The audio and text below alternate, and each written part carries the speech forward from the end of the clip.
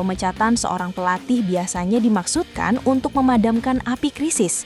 Namun, apa yang terjadi di Manchester United minggu ini justru sebaliknya. Pemecatan Ruben Amorim bukan memadamkan api, melainkan menyiramkan bensin ke dalam bara yang sudah menyala. Old Trafford sedang berdarah. Keputusan manajemen Ineos mendepak pelatih asal Portugal itu secara tiba-tiba ternyata tidak disambut dengan sorak-sorai kelegaan, melainkan dengan ketidakpercayaan dan kemarahan dari dalam ruang ganti sendiri. Sejumlah laporan dari Bola.net mengonfirmasi bahwa ruang ganti MU kini bergejolak hebat. Mayoritas pemain, terutama para pilar senior, menilai keputusan ini terlalu dini, terlalu kejam, dan tidak masuk akal.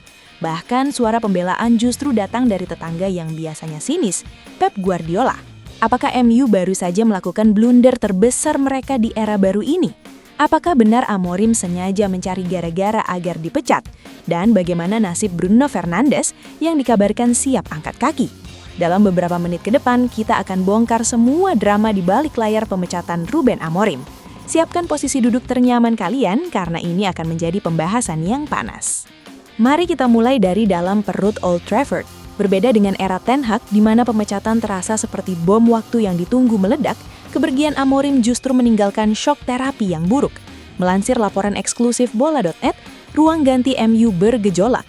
Mayoritas pemain dilaporkan kecewa berat. Mengapa? Karena para pemain merasa metode Amorim sebenarnya mulai membuahkan hasil dalam hal struktur permainan, meski hasil akhir belum konsisten. Sosok yang paling terpukul tentu saja sang kapten, Bruno Fernandes. Sebagai kompatriot dan pemain yang paling paham visi Amorim, Bruno adalah pendukung utama sang pelatih.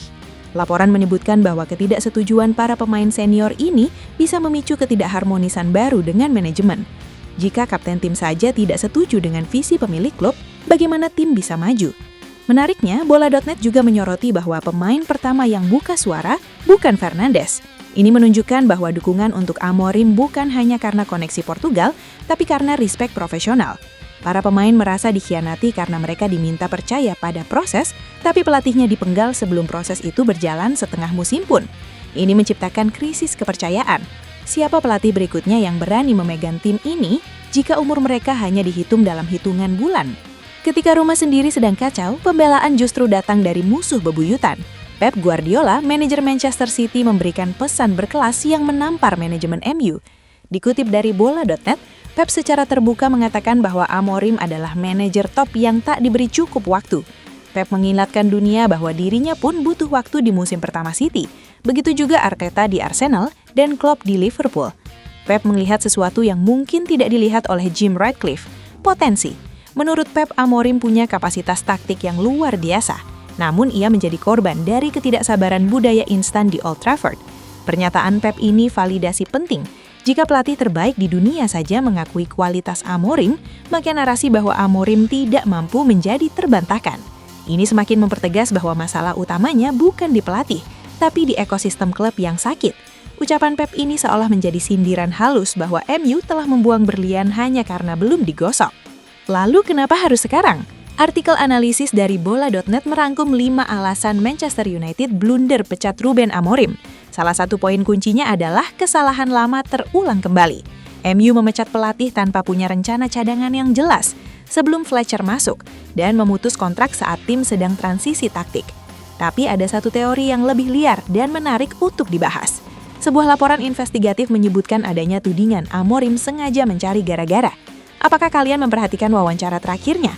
Bola.net menyoroti kata-kata terakhir Ruben Amorim yang menyebut, "Saya hanya manajer, bukan Harry Potter," atau kutipan relevan lainnya tentang keterbatasan wewenang. Ada dugaan bahwa Amorim sebenarnya sudah muak dengan intervensi manajemen dalam urusan transfer dan teknis. Sikap keras kepalanya, komentar pedasnya di media, diduga adalah strategi kamikaze.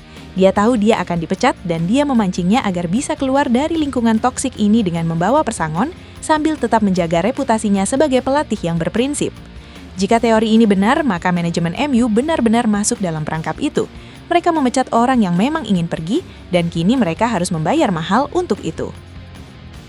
Tentu, tidak semua pemain menangis untuk Amorim. Kita harus berimbang. Laporan lain dari Bola.net mengungkap sisi gelap masa jabatan singkatnya. Jejak konflik dari Rashford hingga Mainu.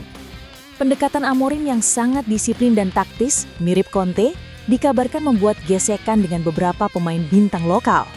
Rashford yang angin-anginan kabarnya sering ditegur keras. Maino yang masih muda mungkin kesulitan adaptasi dengan skema 3-4-3 yang rumit. Friksi ini nyata. Selain itu, mari kita lihat warisan transfernya. Rapor 6 rekrutan Ruben Amorim menunjukkan hasil gado-gado. Ada yang bersinar, mungkin Gyökeres atau bek bawaan Sporting, tapi ada pula yang jadi beban tim. Manajemen mungkin menggunakan alasan ketidakcocokan pemain dan kegagalan transfer ini sebagai legitimasi pemecatan. Namun pertanyaannya tetap sama. Jika Anda merekrut pelatih karena visinya, kenapa Anda tidak memberinya waktu untuk memperbaiki kesalahan transfer tersebut? 6 bulan tidak cukup untuk menilai keberhasilan transfer seorang pemain asing di Liga Inggris. Sekarang kita melihat ke depan. Apa dampak jangka panjang dari keputusan impulsif ini? Dampak pertama yang paling mengerikan, masa depan Bruno Fernandes. Muncul pertanyaan besar, apakah mungkin Bruno Fernandes tinggalkan Old Trafford? Kekecewaan Bruno terhadap pemecatan sahabat dan mentornya ini bisa menjadi titik balik. Bruno adalah nyawa tim. Jika dia memutuskan untuk pergi karena sudah tidak percaya pada proyek klub, maka MU benar-benar dalam bahaya degradasi kualitas. Dampak kedua adalah reputasi klub. Legenda MU Gary Neville sudah berteriak lantang. Ia meminta MU tidak coba-coba lagi. Neville muak dengan siklus pecat sewa pecat.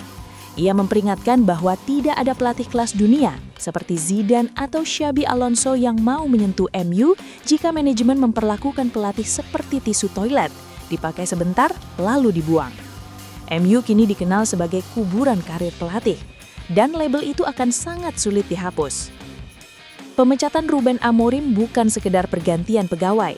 Ini adalah simbol dari ketidaksabaran, ketidaktahuan arah, dan kepanikan akut di tubuh manajemen Manchester United.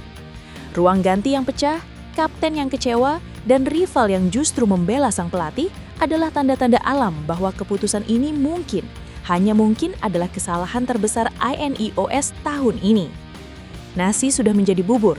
Amorim sudah pergi dengan segala kontroversinya. Kini tinggal kita lihat, apakah bara api di ruang ganti ini akan membakar semangat pemain untuk bangkit membuktikan diri, atau justru membakar habis sisa-sisa kejayaan setan merah hingga menjadi abu? Bagaimana menurut kalian?